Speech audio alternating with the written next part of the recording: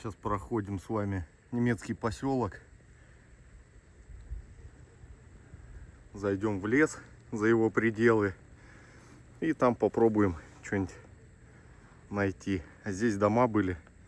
Ну сейчас бесполезно, ничего не видно. Он весь перекопанный, перерытый. Тут сейчас бессмысленно пытаться долбить. Плюс, я думаю, местами промерзло. Дорогие друзья, приветствуем вас на канале Рыболов Копатель. Ну что, мы снова в лесу. Снова вдвоем с комрадом, с Игорем. Приехали побродить.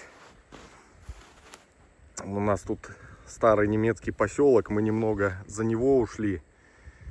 Будем ходить, искать что-нибудь интересное. Ну а вы вместе с нами, соответственно.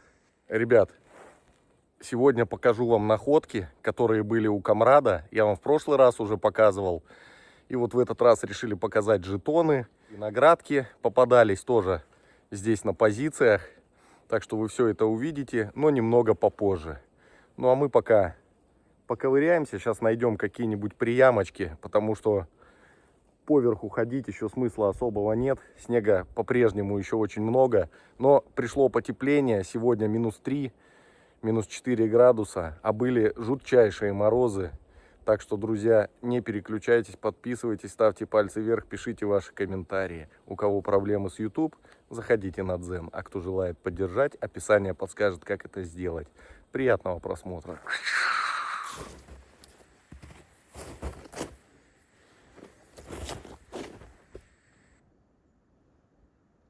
Юрян вон копает.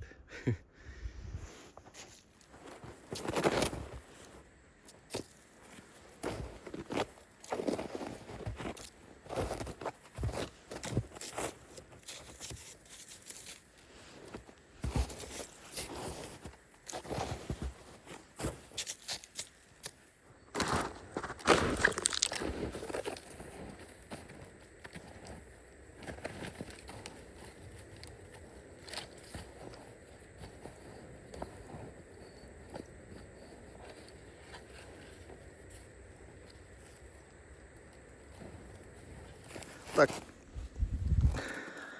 разрозненные сигналы идут. Кольцо от тента, от палатки, возможно. Я вот начал копать. Слышите?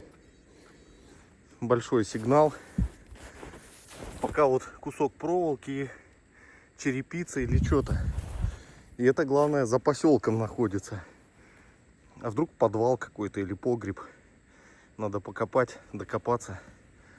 Тут вот как низменность такая вокруг. Вот бугорок идет. А здесь впадина.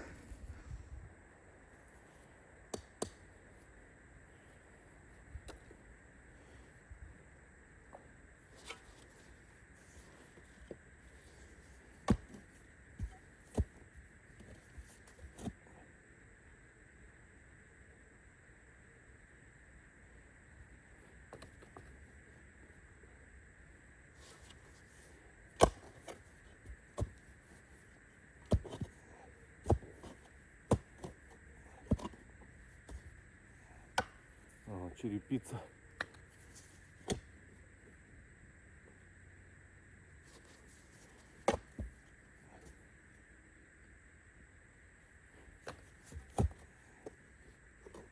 Значит, все жирненькое внизу, друзья.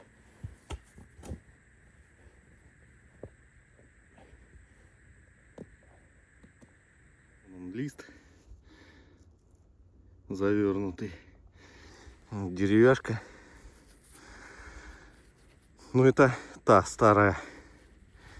И это не корень никакой, то есть это от чего-то. Может, от крыши. Балка там какая-нибудь была. Копаем дальше.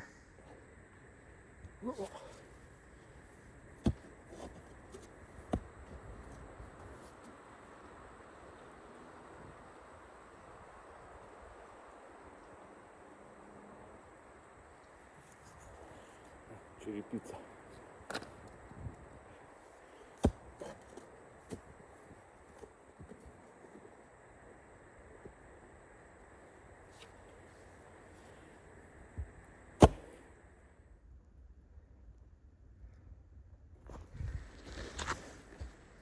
такие вот пару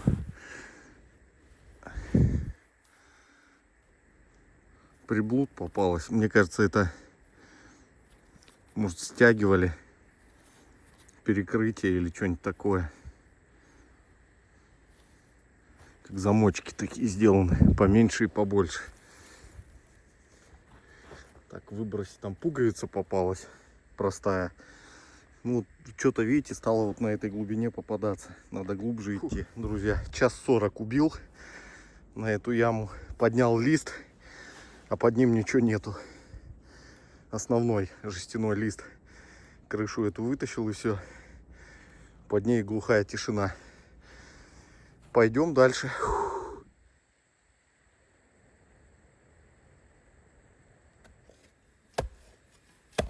Ну вот Игорян яму долбанул.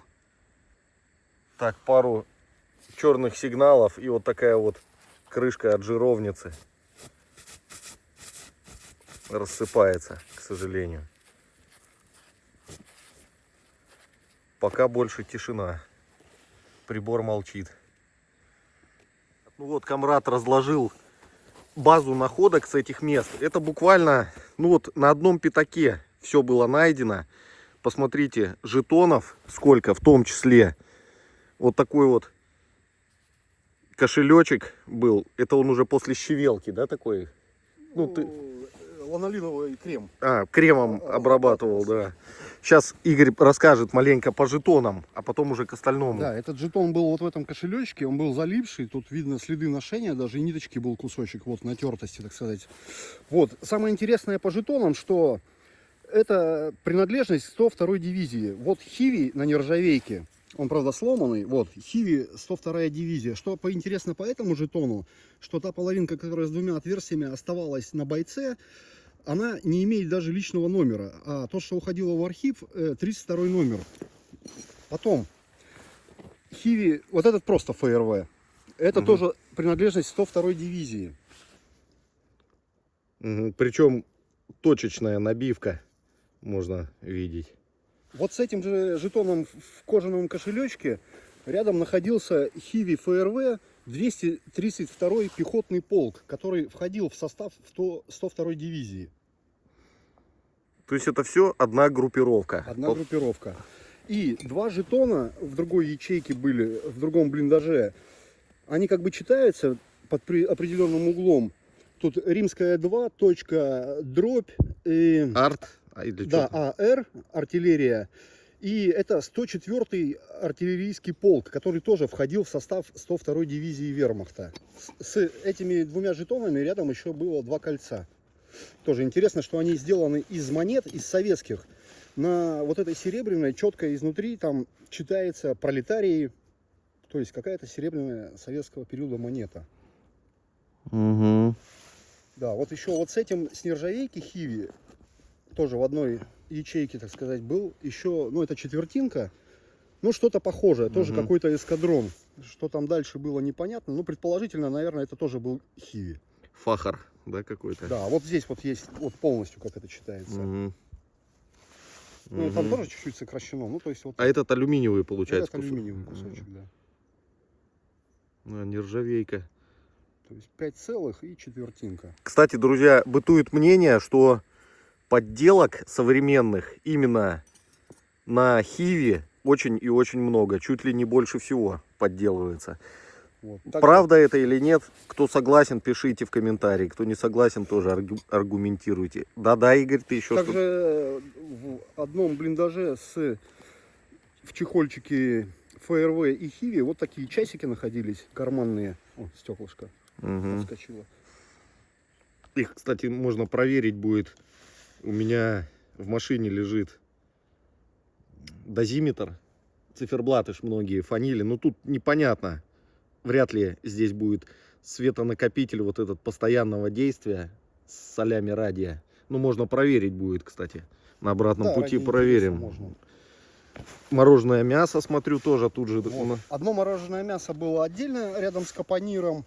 А еще была так же самое, какие-то вот фрагмент зажигалки, тоже интересная, Кёнигсберг, это все возле капонира. И вот такой элемент какой-то что-то принадлежность к автомобилям. Тут Mercedes-Benz. Ну да, может мотометр какой-нибудь, может еще прибор какой-то был, а может просто чехольчик для чего-то. Такое что же могло быть? Mercedes-Benz. Да, и зажигалка, ребят, вообще. Ну, корпус от зажигалки, посмотрите. Такая цельная, блин, я не представляю. Шикарная вещь. Junior, что ли, да, там или что-то? Да, что-то такое, Junior. Посмотрите, зачет какой. Вот, и еще ЖК. Была ячейка стрелковая, то есть такой окопчик метра 3. Вот, в нем был железный крест первого класса, мороженое мясо, еще была каска М40. Ну, каску с собой не брали, как бы, а так вот. Угу.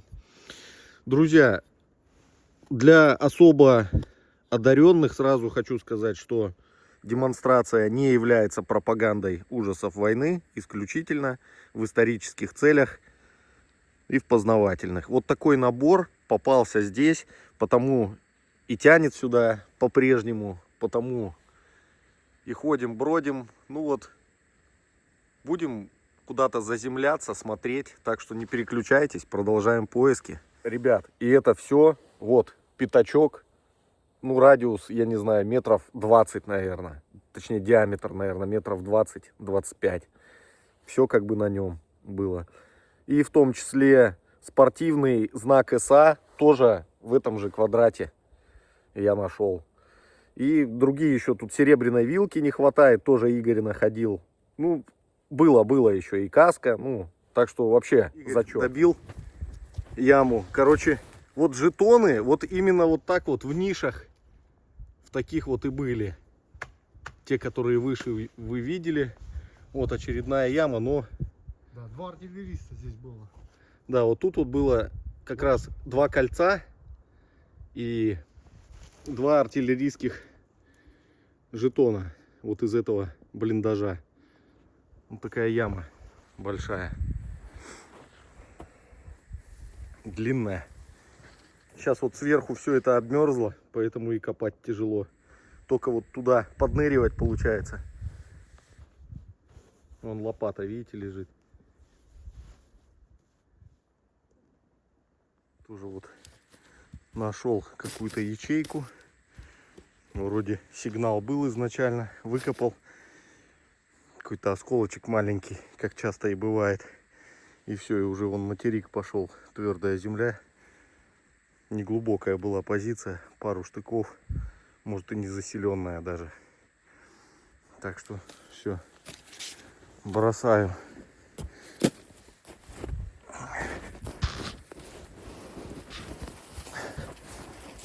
За собой засыпаем.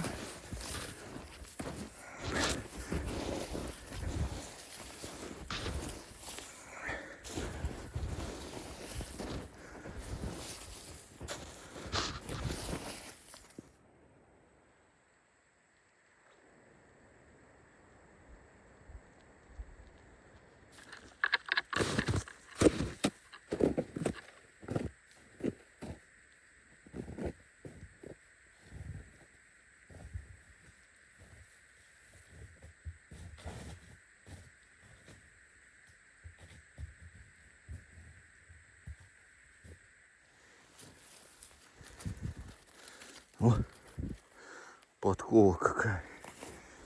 Посмотрите размер.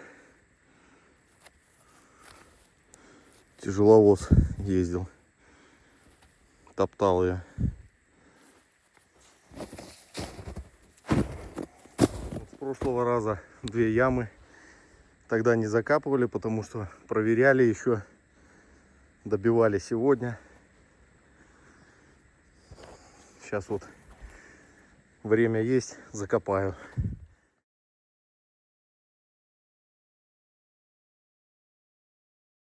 Так что, друзья, чтобы вы не говорили, все закапывается. Иногда даже чужие. Ямы тоже закапываю, когда есть силы и настроение. Вот такой выезд. Снова без изысков, но такой уж сезон. Будем ждать потепления, исхода снега. Тогда, думаю, вернемся в нормальный режим. И почаще будем выезжать, и находки поинтереснее будут. Потому что пока копать реально тяжело во всех отношениях. И не готовы мы были к такой зиме, к сожалению. Ну что уж поделать. Что имеем, то имеем. Благодарю всех за просмотр, друзья. Подписывайтесь, кто не подписался. Ставьте пальцы вверх и пишите комменты. Желаю вам мира, здоровья и добра. Всем пока.